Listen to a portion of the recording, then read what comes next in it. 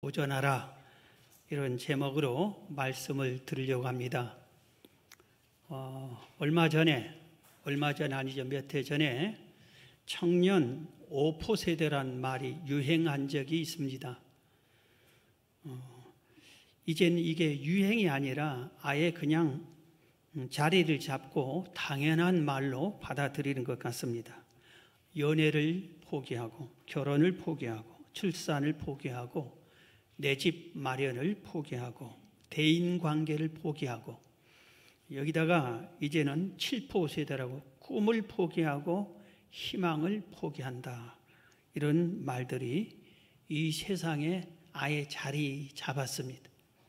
문제는 청년들뿐만 아니라 장년들도 포기한 사람들이 많다, 이겁니다.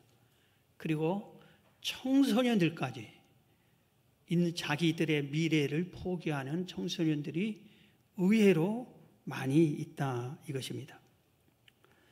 우리는 우리 자신을 한번 이 시간 생각해 보겠습니다. 우리의 미래에 내가 내 인생을 포기하고 사는가? 아니면은 꿈과 희망을 가지고 도전하고 살고 있는가, 이겁니다.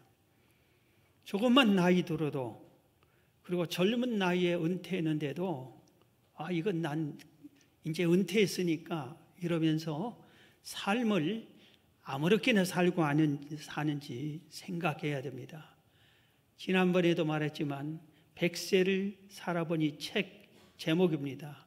이 저자 김영석 교수가 자기 생애 전생에서 인생의 황금기는 60대, 70대다, 그렇게 말을 한 적이 있습니다. 여러분 지금 몇 세입니까? 나이 탓, 환경 탓, 부모 탓, 세상 탓, 이런 탓을 하면서 혹시 주저앉아 있는 것이 아닌지 오늘 말씀을 듣고 한번 우리 자신을 살폈으면 합니다. 지난 화요일 모든 우리나라의 전 신문과 방송에 한 선수를 소개했어요. 이경훈 선수를 소개했어요. 이분이 미국의 골프대회 PGA 대회에서 우승을 했습니다. 여러분, 이 미국 골프대회에서 우승한 우리나라 선수는 흔합니다. 남자들도 8명이나 배출했답니다.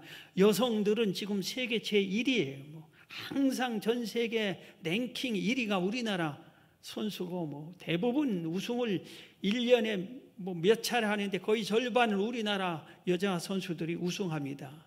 흔한 일입니다. 그런데 왜 이 선수의 한 번 우승을 대서특필하고 모든 언론과 방송이 소개했느냐?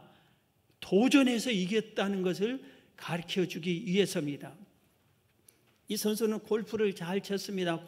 골프가 즐거웠습니다. 그래서 이 골프를 가지고 내가 내 인생의 꿈으로 삼겠다 하고 열심히 골프를 했습니다. 우리나라에 대해서 우승을 했습니다.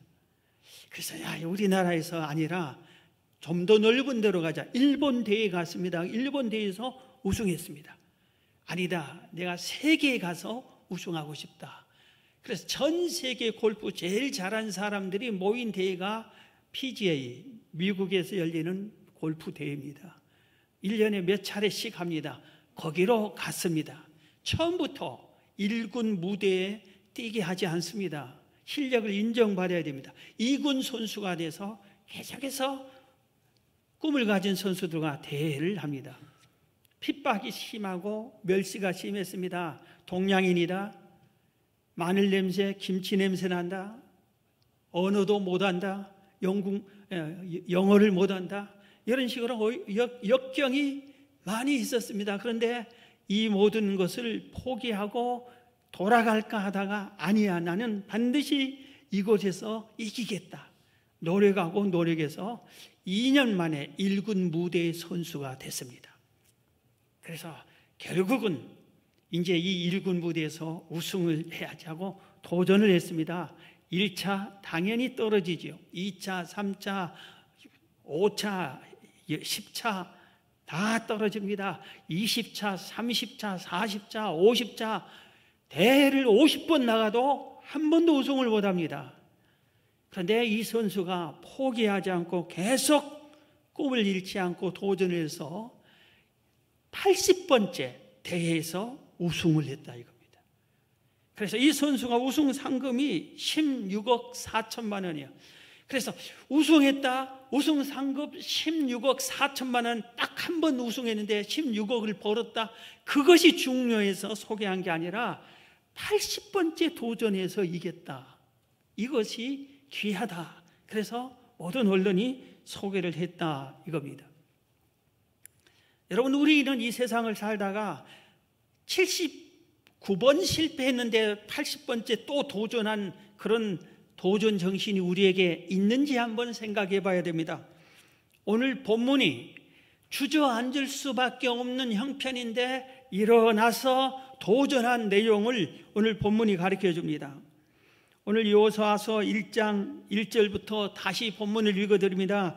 여호와의 종 모세가 죽은 후에, 모세가 죽었다 이겁니다. 큰 사건입니다. 여호와께서 모세의 수종자 눈의 아들 여호수아에게 말씀하여 이르시되 내 종 모세가 죽었으니 이제 너는 이 모든 백성과 더불어 일어나 이 요단을 건너 내가 그들 곧 이스라엘 자손에게 주는 그 땅으로 가라. 내가 모세에게 말한 바와 같이 너희 발바닥으로 밟는 곳은 모두 내가 너희에게 주었노니 곧 광야와 이 레바논에서부터 큰 강 곧 유브라데 강까지 해적 속의 온 땅과 또 해지는 쪽 대하까지 너희의 영토가 되리라. 내 평생에 너를 능히 대적할 자가 없으리니 내가 모세와 함께 있었던 것 같이 너와 함께 있을 것임이니라. 내가 너를 떠나지 아니하며 버리지 아니하리니 강하고 담대하라. 너는 내가 그들의 조상에게 맹세하여 그들에게 주리라 한 땅을 이 백성에게 차지하게 하리라. 이렇게 말씀을 했습니다. 여러분, 당시 여호수아와 이스라엘 백성들은 주저앉을 수밖에 없는 일을 당했어요. 왜요? 가나안 땅 바로 앞두고 지금까지 자기들을 이끌어왔던 모세가 죽어버렸기 때문입니다. 여러분, 인류 역사에서 대통령이 죽었다, 왕이 죽었다, 흔한 일입니다. 그런다고 나라가 난리치고 그게 아니라 다른 사람이 하면 됩니다. 그런데 오늘 본문에서 지도자 모세가 죽은 것은 차원이 달라요. 그런 것과. 왜 그런지 아세요? 모세는 이스라엘 백성들이 볼 때에 신과 같았어요. 신과 같았습니다. 이스라엘 백성이 400년이나 애굽에서 노예 생활을 했어요. 도저히 거기서 헤어나올 수 없는 형편입니다. 사람이라면 안 된다고 모두 다 인정할 수밖에 없는 그런 환경이었습니다. 400년 동안 노예였습니다. 그런데 모세가 가서 그 강팍한 바로 왕을 물리치고 해방시켜 버립니다.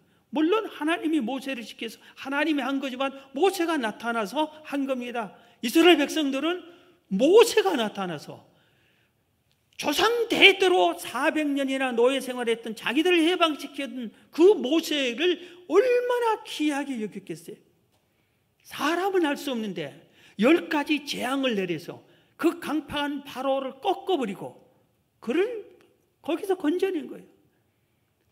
데리고 오다 보니까 앞에 홍해가 가로막았습니다. 뒤에서 애굽 군인들이 쫓아와서 안 돼, 너희들은 다시 우리 노예가 돼야 하고 쫓아옵니다. 그런데 모세가 기도해서 홍해를 갈라버립니다. 그래서 이스라엘 백성은 홍해를 통과합니다. 광야 생활을 합니다. 광야에서는 아무것도 할 수 없는 이 광야입니다. 농사를 지을 수가 없는 곳이에요. 가축을 기를 수가 없는 것이요. 먹고 살 길이 없는 것입니다. 직장, 공장 아무것도 없는 곳입니다.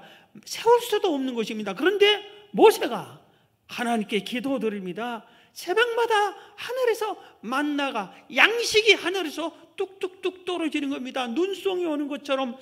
그래서 이스라엘 백성은 거두어서 먹기만 하면 됩니다. 광야의 그 무더운 때약볕에서 물이 얼마나 필요합니까? 샘을 얼마나 파야 됩니까? 그때 인구가 약 200만 명이 먹을 물이라면 어떻게 해야 됩니까? 한강을 갖다 대야 되겠지요. 그런데 반석에서 생수가 나오게 해서 그 물을 마시게 합니다. 최1급수 물 마시게 합니다. 낮과 밤 기온 차이가 수십 도나 되는 그곳에서 밤에는 불기둥, 낮에는 구름 기둥으로 보호해주고 갈바름은 그들에게 구름 기둥, 불 기둥으로 인도를 합니다. 그리고 꿈에 그리던 가나안 땅, 그것을 차지해야 할 그 가나안 땅 바로 앞에서 이제 모세가 공격하면 될 그곳에서 모세가 꼴가닥 죽고 만 겁니다. 지도자가 없어져 버린 겁니다. 그러니 백성들이 얼마나 황당했겠습니까? 얼마나 두렵고 무서웠겠습니까? 이제 우리 어떻게 되냐? 어떤 것이 옳으냐? 어떻게 가야 되느냐? 주저앉고 말았다 이겁니다. 모세는 죽기 전에 이스라엘 백성들에게 하나님의 뜻을 전했습니다. 신명기 31장 1절, 또 모세가 가서 온 이스라엘에게 이 말씀을 전하여 그들에게 이르되 이제 내 나이 120세라 내가 더 이상 출입하지 못하겠고 여호와께서도 내게 이르시기를 너는 이 요단을 건너지 못하리라 하셨느니라. 내가 나이가 120세니 이제 거동하기도 힘들고 너희들 이끌어가기도 힘들다. 하나님께서 나를 생명 거둬가기로 했다. 그런데 이 적과 꿀이 가나안 땅 좀 거기서 내가 죽었으면 좋겠는데 하나님 나는 거기 못 들어가게 한다. 나는 죽는다. 그런 겁니다. 그리고 나서 거기서 그 말만 한 게 아니라 7절에 보면은 모세가 여호수아를 불러 온 이스라엘의 목전에서 그에게 이르되 너는 강하고 담대해라. 너는 이 백성을 거느리고 여호와께서 그들의 조상에게 주리라고 맹세하신 땅에 들어가서 그들에게 그 땅을 차지하게 하라. 여호수아를 후계자로 백성들 앞에서 딱 세워줍니다. 그러면서 여호수아에게 말합니다. 너는 나 없다고 두려워하지 말고 강하고 담대하라.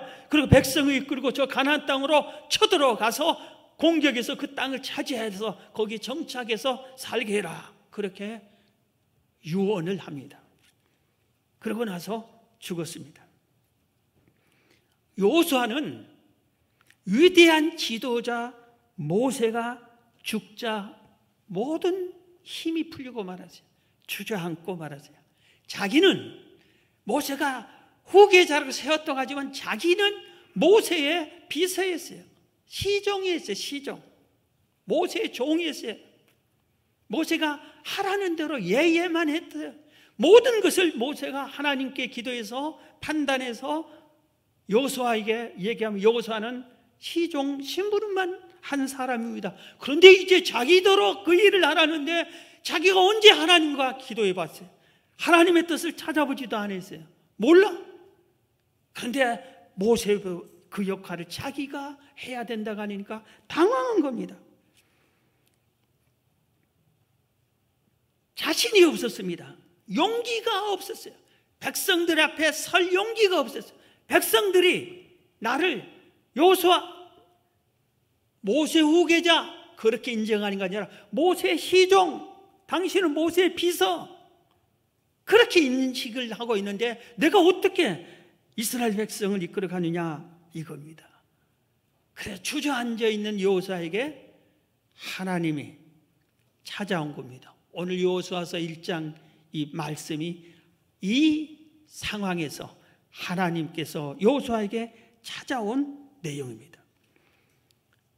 여기는 자세히 하지 않지만 하나님이 여호수아에게 이렇게 했을 거예요. 너 왜 주저앉아 있느냐?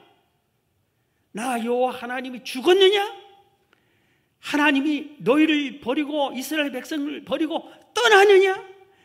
지금까지 너희를 인도한 나를 모르느냐? 앞으로도 인도할 것이다. 내가 너희를 노예에서 내가 해방시켰지 않느냐? 홍해를 가른 게 누구냐? 나 아니냐? 40년간 광야에서 먹인 것이 나 아니냐? 내가 너와 함께한다. 그러니 왜 주저앉고 있느냐?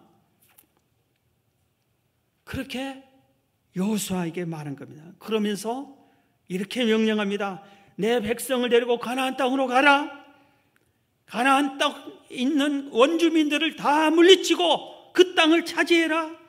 내가 너와 함께한다. 그러니 강하고 담대해라. 모세처럼 강하고 담대해라. 내가 모세를 통해서 준 율법, 규례, 성경 이것을 지켜 행해라. 그리하면은 형통할 것이다. 어디를 가든지 내가 너와 함께 할 것이다. 모세가 죽었어도 여호와를 경외하고 말씀을 지켜 살면은 형통하고 함께 할 것이다. 세상이 변해도 여호와의 말씀을 붙잡고 여호와를 경외하면은 형통할 것이다 하는 것을 가르쳐 준 겁니다. 그래서 여호수아가 이 말씀을 듣고 찾아오신 하나님이 하신 이 말씀을 듣고 일어섭니다. 앞으로 전진합니다. 그리고 도전합니다. 그리고 모세처럼 백성들에게 나를 따르라. 하나님이 말씀하셨다.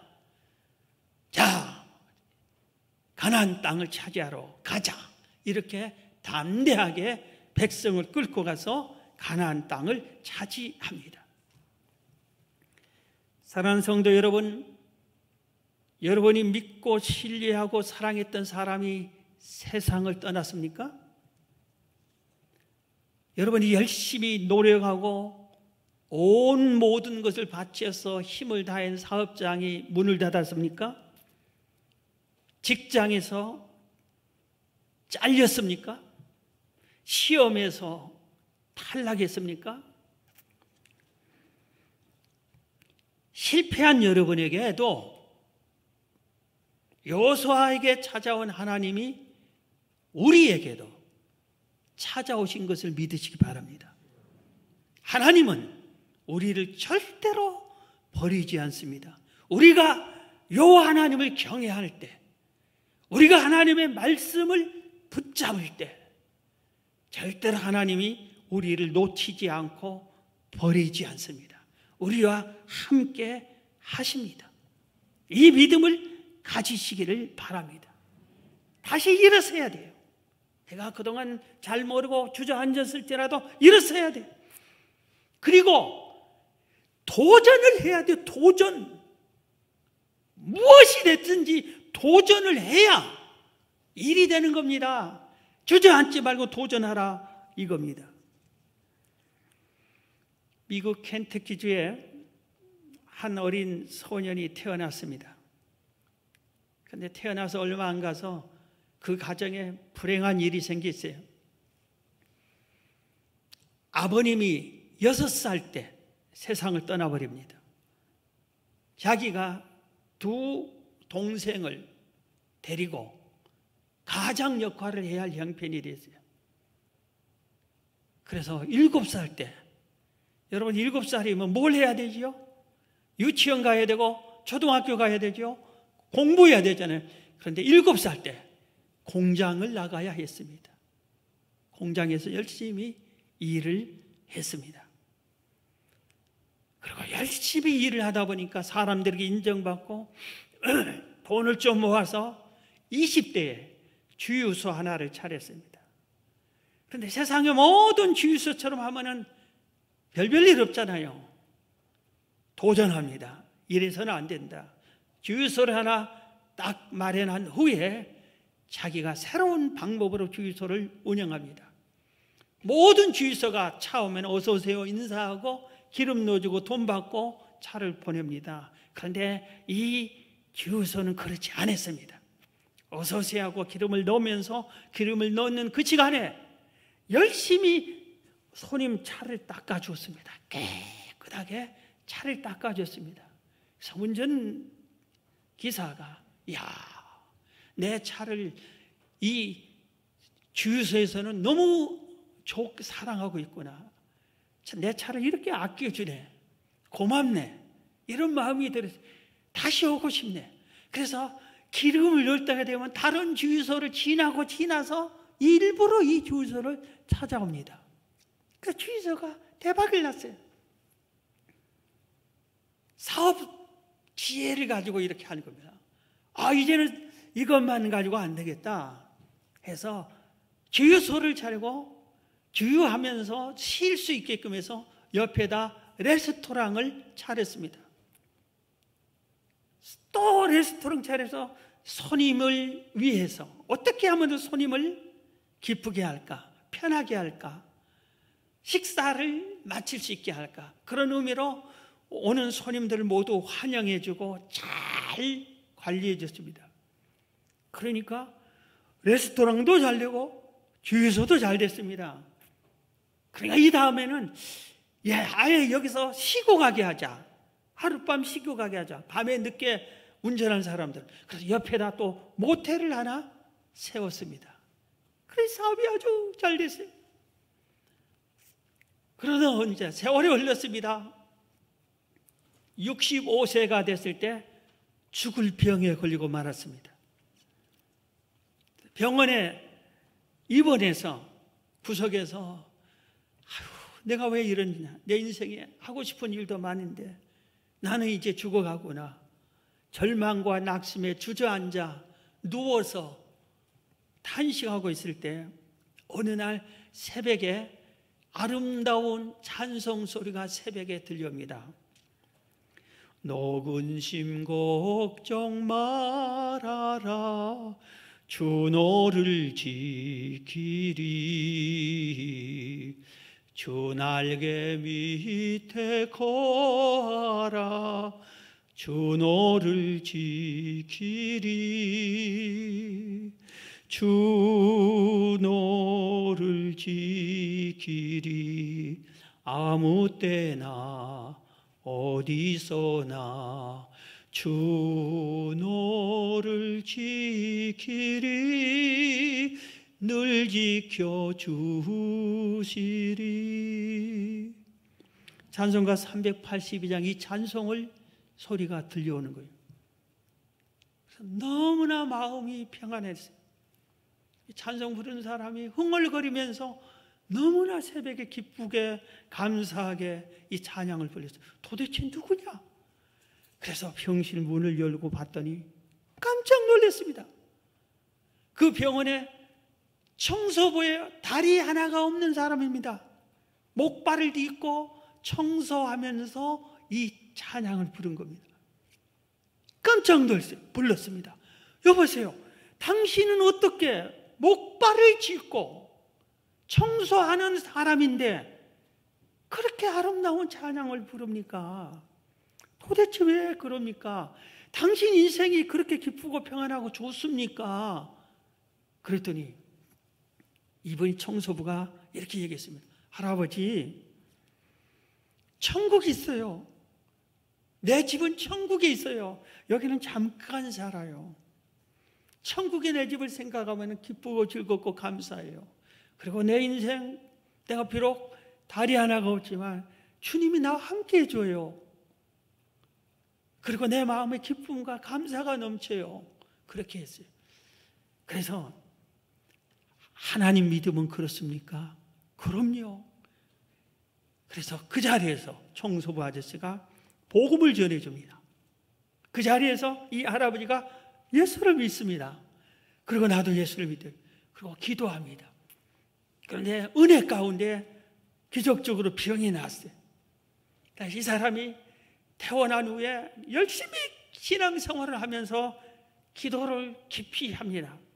그런데 언젠가부터 기도만 하면은 환상이 보이는데 막 닭들을 많이 보이죠. 그래서 기도하는데 뭐 헛것이 보이나, 다시 기도하면 또 닭들을 막 보여줘요. 다른 사람이 얘기했어요. 아니, 내가 기도만 하면은 그 닭들이 보인다니. 다른 사람들 대수롭게 생각 않고, 그거 기도로 방해하는 거야. 열심히 기도하라고. 그런데 기도 계속하다 닭들을 계속 보다가 깨달은 게 있어. 내가 저 닭을 가지고 요리를 한번 해보자. 닭 요리 하라고 그런가 보다 하고 닭 요리를 막 하기 시작했어요. 삶아보고 쪄보고 튀겨보고 여러 가지 하는데 튀긴 닭이 너무 맛있어요. 그래서 옆 사람 줘보니까 이거 식당에도 좋겠다.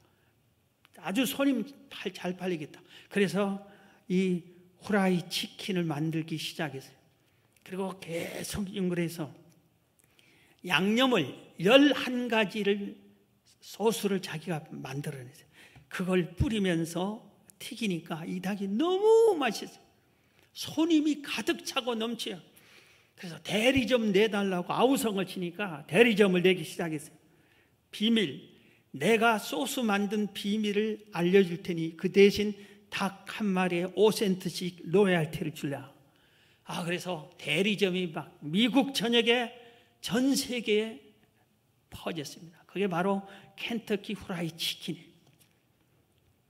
절망과 낙심할 수밖에 없는 그곳에서 하나님을 만난 겁니다. 하나님이 찾아온 거예요. 찬양으로 이분한테는 찾아왔어요. 성경 요한복음 6장에 오병이어 사건이 일어납니다. 예수님의 말씀이 너무 은혜로워요. 아침부터 막 해가 지는 저녁이 다 될 때까지 군중들이, 성도들이 떠나지 않고 예수님의 말씀을 계속 듣습니다. 그래서 제자들이 건의합니다. 주여, 점심도 굶고 저녁도 굶고 이들이 아침을 먹었는지도 모르고 하루 종일 굶었는데 계속 이렇게 말씀을 전하다가 이들이 가다가 굶어 쓰러질지 모릅니다. 빨리 대처해 줘야 됩니다. 그럽니다. 이때 예수님이 이런 말을 했어요. 너희들이 먹을 걸 줘라. 이때 빌립이란 제자가 하는, 주여, 안 됩니다. 이 숫자가 장정만 5천 명 다 합하면 2만 명인데 이 2만 명을 먹이려면은 이 빵값만 200데나리온이 필요합니다. 그런데 우리에게 200데나리온이 없습니다. 돈이 없습니다. 그리고 200데나리온어치 빵을 살 빵집도 없고 구입할 데도 없고 안 됩니다. 빌립 말이 100번 1000번 옳습니다. 다 맞습니다. 어떻게 갑자기 준비도 없이 예약도 안 했는데 2만 명에게 먹을 양식을 어디서 구해서 주겠습니까? 예수님 무리에게는 그런 돈이 전혀 없었던 것 사실이고 돈이 있다 해도 구입할 수도 없고 빌립 말이 옳습니다. 그런데 제자 안드레는 빌립과 다른 생각을 했습니다. 주님은 할 수 있다. 우선 주의 말씀이니 순종하자. 그리고 양식을 찾기 시작했습니다. 한 어린아이가 내 도시락 있습니다 하고 내놨습니다. 어린이 도시락 보리떡 5개 물고기 2마리를 가지고 예수님 여기 이 양식이 있습니다 했어요. 그때 예수님께서 50명씩 그룹을 지어 앉게 해라. 그리고 축사해서 다 떡을 나눠주고 12광주리가 남게 했습니다. 여러분 보세요. 굶을 지경 어려운 일, 위기가 닥쳤을 때 빌립입니까? 안드레입니까? 여러분 생각은, 여러분의 행동은 빌립처럼 합니까? 안드레처럼 합니까? 주의를 몰라 하려고 할 때 안 됩니다. 못 됩니다. 할 수 없습니다. 지금 세상의 어느 시대에 이런 일을 합니까? 아니 됩니다. 빌립이 그랬어요. 빌립 말이 옳았다니까요. 우리 생각에는 빌립이 옳은 것 같아요. 그런데 주의 일을, 홍해를 군인 동원해서 갈랐습니까? 만나를 기적으로 다른 방법을 했습니까? 하나님은 할 수 있다는 믿음으로 한 겁니다. 안드레는 사람은 할 수 없을 때 하나님은 할 수 있다. 우리 주님은 할 수 있다. 주님의 말에 순종하자. 우리가 할 수 있는 것은 최선을 다하고 나머지는 주님께 맡기자. 이 안드레의 믿음을 주님이 선택한 겁니다. 그걸 우리에게 가르치기 위한 오병이의 기적입니다. 이 사건이 너무 귀하니까, 이 교훈이 귀하니까 마태, 마가, 누가, 요한복음, 사복음서에 다 이 사건은 기록을 남겼어요. 여러분 앞길에 절대로 빌립 같은 행동을 하지 마십시오. 그러면은 아무것도 얻지 못합니다. 주님으로부터도 인정을 받을 수 없습니다. 안드레 같은 사람이 되어야 돼요. 우리가 할 수 있는 최선을 다해서 우리가 하는 수 있는 건 이것밖에 못합니다. 그러나 주님은 할 수 있습니다 하고 내놓을 때 주님이 하시는 겁니다. 이 일이 바로 오병이어가 끝나고 밤이 돼서 예수님은 홀로 기도하고 제자들에게 배 타고 건너편으로 가라겠습니다. 그런데 배를 타고 가다 중간 배 바다 중간쯤 갔을 때 큰 파도가 일어납니다. 그래서 아이고 이제 우리 죽었다. 여기서 주님도 없고 우리끼리 배 타고 가다가 난리가 났습니다. 밤 4경에 새벽 3시에서 6시 사이 그때 밤새 파도와 지친 겁니다. 배는 나가지 않고 죽느냐 사느냐 하고. 그런데 예수님이 파도 위를 뚜벅뚜벅 걸어오셨습니다. 11 제자는 유령이라 하고 난리가 났습니다. 이 판국에 유령까지 나타나다니. 그런데 예수님께서 나다 안심해라 그럽니다. 11 제자는 아무도 그 말을 믿지 않았는데 베드로만 주여 주님이면 나도 파도 위를 걷게 하소서 하고 도전했습니다. 걸어라. 베드로는 도전해서 파도 위를 걷는 기적을 체험을 했습니다. 여러분, 도전하지 않으면 아무것도 얻을 수 없습니다. 오늘 이 파도 위를 걷는 베드로 이 사건에서 주는 교훈이 뭡니까? 인간 너희끼리는 아무리 해도 나 없이는 파도를 이길 수 없다 이거예요. 우리 인생의 파도는 항상 있는데 이 파도는 우리 힘으로 이길 수 없는 거예요. 그래서 우리는 우리대로 노력을 하고 주님을 초청해야 되고 주와 함께 이 파도를 이길 수 있는 거예요. 예수님은 인생의 파도를 능히 이길 수 있는 전능자라는 것을 오늘 본문이 교훈하고 있습니다. 예수님 믿고 도전하면은 파도 위를 우리도 걸을 수 있다는 것을 가르쳐주고 있는 것입니다. 다 할 수 있는 것, 조건이 다 옳은 것, 모든 사람, 믿지 않는 사람까지 맞다고 하는 것, 그 일만 하는 사람에게는 한 번도 파도를 걸을 수 없어요. 기적을 한 번도 맛볼 수 없어요. 도전이라는 건 뭡니까? 불가능하다고 하는 것을 믿음으로 해보는 것이 도전입니다. 세상 사람들도 도전해서 성취한 사람들도 많은데 전능하신 하나님을 믿는 우리가 도전 정신이 없다? 성경은 전부 다 도전하는 겁니다. 우리의 마음속에 아직도 자리 잡은 포기하는 마음, 안 된다는 마음, 할 수 없다는 마음, 이것을 던져버려야 되는 겁니다. 그래야 되는 겁니다. 오늘 여호수아서 본문에서 실패자의 특징을 우리가 배워야 됩니다. 오늘 여호수아서 1장 이 앞부분을 보면은 우리가 배울 수가 있습니다. 오늘 보면은 여호수아에게 하나님이 찾아와서 도전하고 전진하라 하니까 여호수아가 순종하고 전진해서 가나안 땅을 차지하는 내용이 여호수아서인데 이 앞부분 민수기와 신명기 이 앞부분은 실패하는 모든 것을 또 가르쳐주고 있습니다. 민수기 13장 17절에 봅니다. 모세가 가나안 땅을 정탐하러 그들을 보내며 모세가 죽기 전임 일입니다. 가나안 땅을 앞두고 정탐꾼을 보냅니다. 각 지파에 한 명씩 12명. 모세가 가나안 땅을 정탐하러 그들을 보내며 이르되 너희는 네겝 길로 행하여 산지로 올라가서 그 땅이 어떠한지 정탐하라. 그 땅 거민이 강한지 약한지 많은지 적은지와 그들이 사는 땅이 좋은지 나쁜지와 사는 성읍이 진영인지 산성인지와 토지가 비옥한지 메마른지 나무가 있는지 없는지를 탐지하라. 담대하라. 또 그 땅의 실과를 가져오라 하니 그때는 포도가 처음 익을 즈음이더라.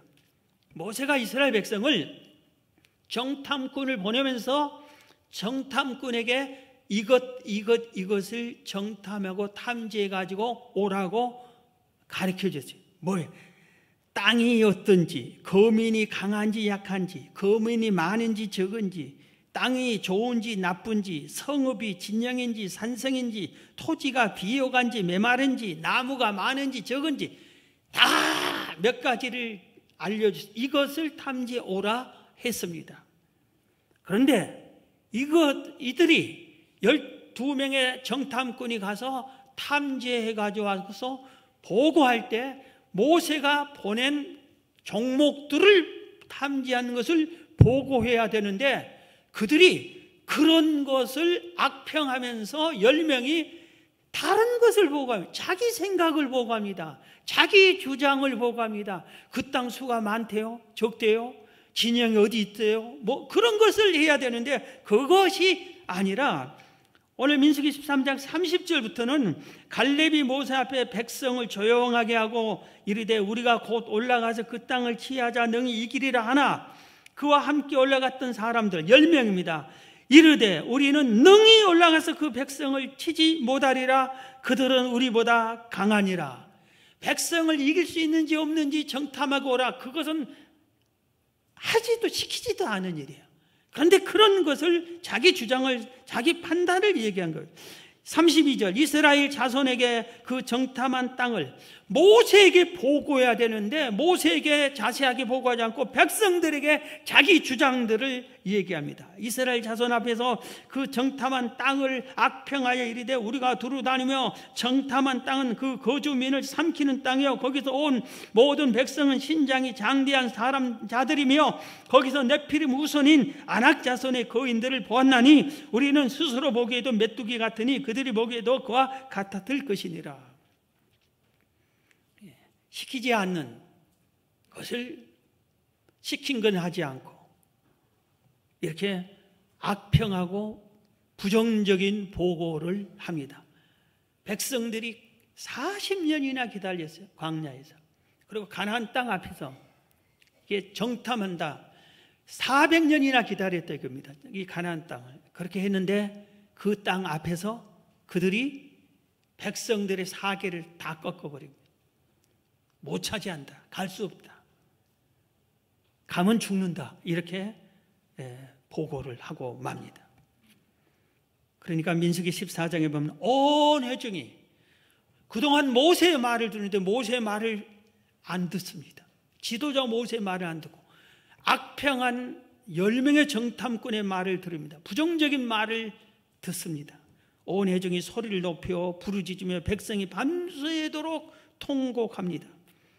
그리고 이런 마음을 품습니다. 잘못된 마음을 품습니다.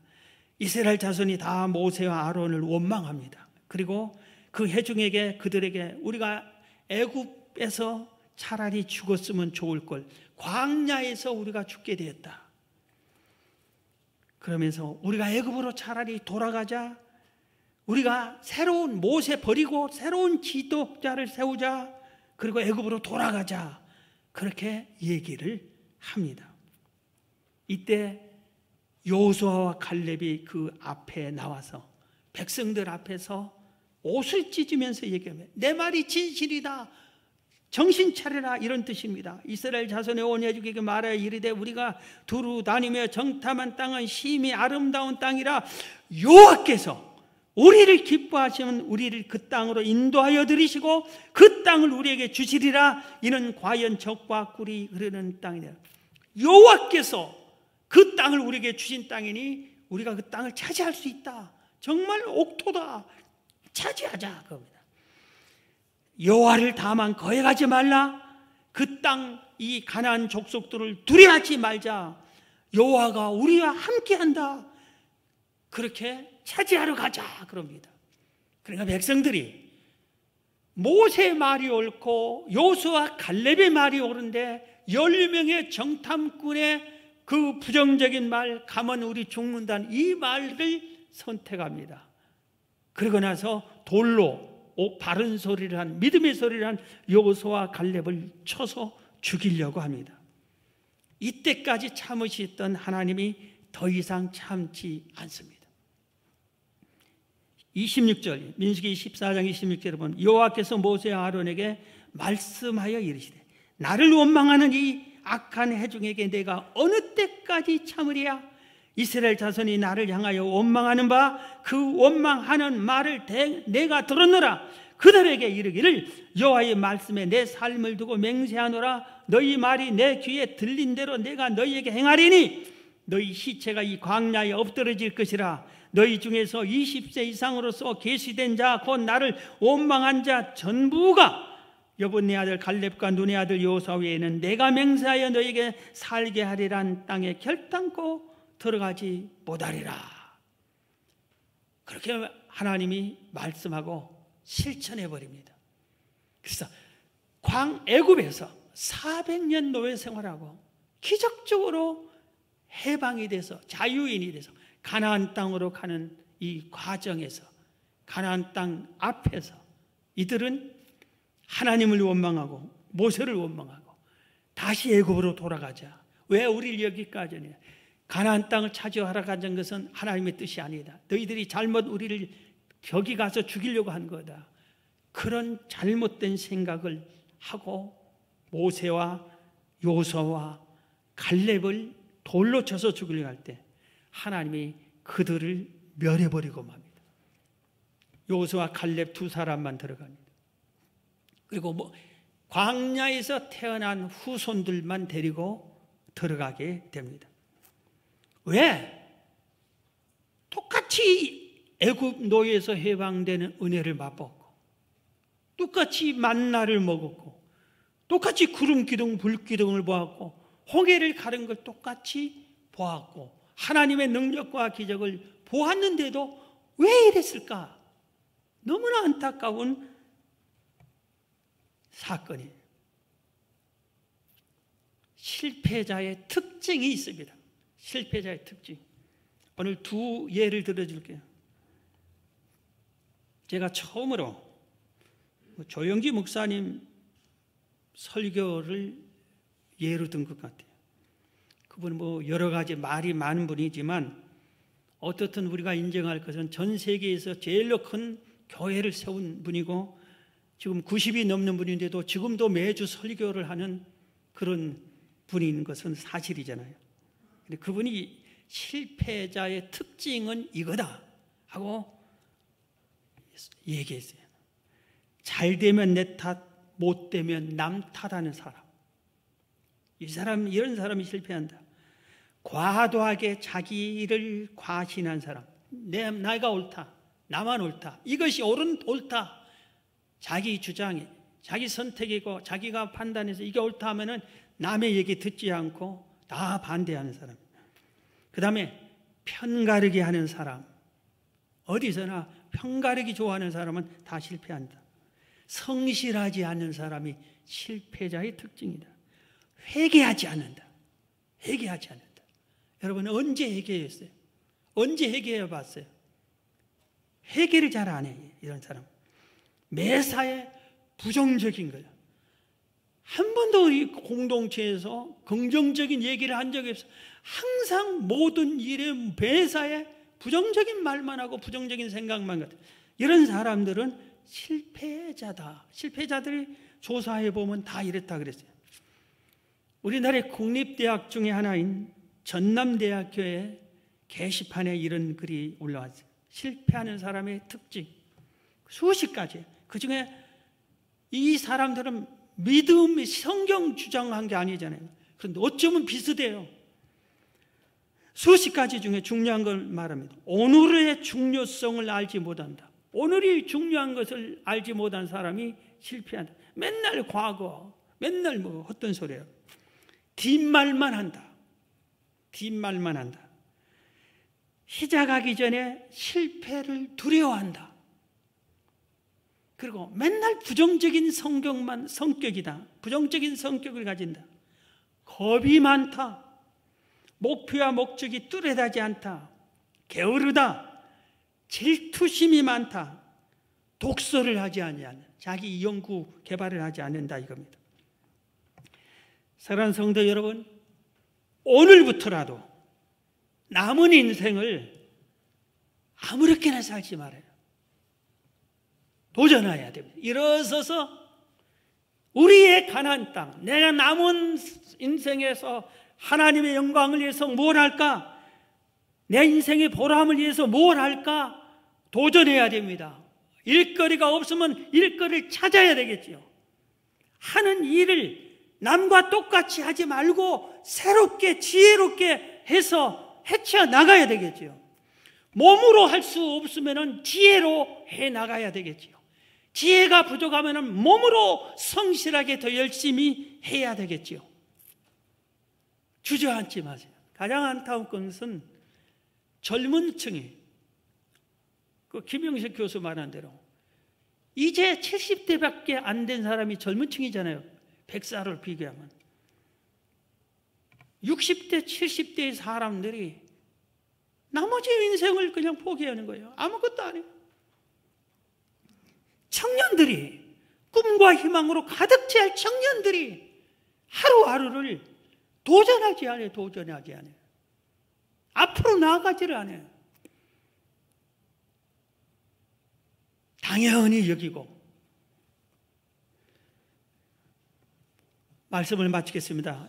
여러분의 삶이 주저앉지 말고 일어서서 도전해서 안드레처럼, 베드로처럼 하나님의 영광을 맛보는 여러분 되길 주의 이름으로 축원합니다. 하나님 아버지, 우리에게 새로운 믿음을 주시고 하나님의 살아계심과 하나님의 함께함을 믿는 믿음을 주시고 강하고 담대함을 주시옵시고 앞으로 나아갈 수 있는 힘과